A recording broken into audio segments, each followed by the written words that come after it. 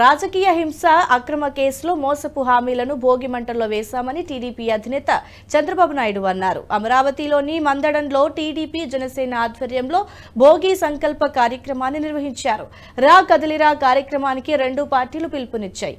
ప్రభుత్వ అసమర్థ విధ్వంస విధానాలతో ప్రజలు ఇబ్బంది పడ్డారని తెలిపారు. చీకటి జీవోలన్నీ భోగి మంటల్లో వేసి తగలబెట్టామని చెప్పారు. వైసీపీ ప్రభుత్వానికి కౌంట్ డౌన్ ప్రారంభమైందని 87 రోజులు మాత్రమే ఉందన్నారు. పండగ పూట కూడా అంగన్వాడీలు సమ్మె చేయాల్సిన పరిస్థితి వచ్చిందని ఆక్షేపించారు.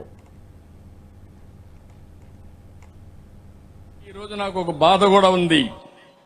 ఈరోజు పండుగ కూడా సరిగా జరుపుకోలేని పరిస్థితిలో పేదవాళ్ళు ఉండే పరిస్థితికి వచ్చారు.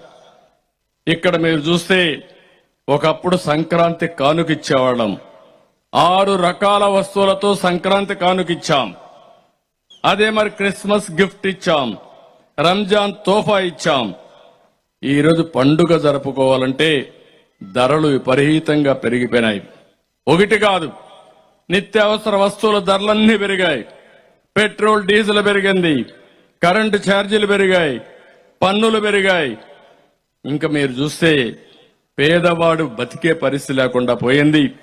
10 రూపాయలు ఇచ్చి 100 రూపాయలు దోచుకునే ప్రభుత్వం ఇది. రేపు రాబోయే రోజుల్లో జనసేన తెలుగుదేశం పార్టీ కలిసి సంపద సృష్టించి మీకు 15 రూపాయలు ఇచ్చి ఆ 15ని 100 రూపాయలు చేసే విధానం, 1000ని 1000 రూపాయలు చేసే విధానం, 1000ని 10,000 రూపాయలు చేసే విధానం, పేదవాడికి సంపద సృష్టించడం ఏకైక ధ్యేయంగా ఈ రెండు.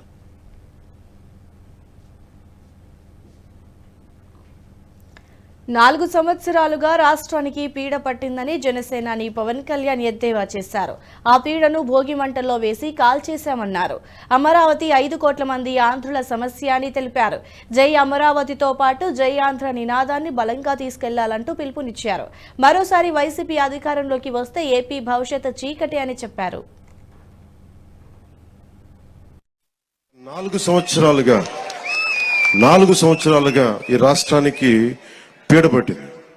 ఆ పీడ తొలగిపోయే టైం అయింది. ఆ కీడుని, ఆ పీడని ఈ రోజున భోగి మంటల్లో కాల్చేసాం. ఈరోజు నాకు మీ కష్టాలు తెలుసు.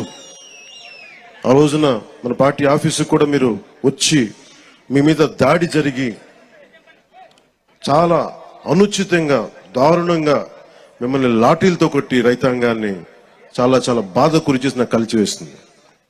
ఈ రోజున తెలుగుదేశం గాని జనసేన రెండు కలిసి ఉన్నాయంటే మీ అందరి ఆవేదన, ఏడుపు ఆ రోజు నన్ను కలిచేసింది. మీ ఆకాంక్షల కోసం ఇందాక మాట్లాడుతూ ఉండగా తల్లి ఎకరం ఇచ్చానన్నా, నేను ఉన్న ఎకరం కూడా పోగొట్టుకుని ఆడబిడ్డలను పెంచుకుంటా ఉన్నానంటే ఆ ఆడబిడ్డకి, ఆ అక్కకి, ఆ చెల్లికి నేను మాటిస్తున్నాను. అమ్మ, మేము ఉన్నాం, మీరు ఇచ్చిన ఈ త్యాగం మేము మర్చిపోం. మీకు ఏ ఉద్దేశంగా కోసం అయితే ఇచ్చారో ఆ ఉద్దేశం సంపూర్ణంగా. ఈ వీడియో మీకు నచ్చినట్టయితే లైక్ చేయండి, 10 మందికి షేర్ చేయండి. అలాగే కామెంట్ల రూపంలో మీ అభిప్రాయాలను మాతో పంచుకోండి. Nationalist hub group of channels ను సబ్స్క్రైబ్ చేసుకుని తెలుగునాట జాతీయవాద జర్నలిజాన్ని ప్రోత్సహించండి. ఈ వీడియో కింద ఉన్న బెల్ ఐకాన్ పై క్లిక్ చేయడం మర్చిపోవద్దు.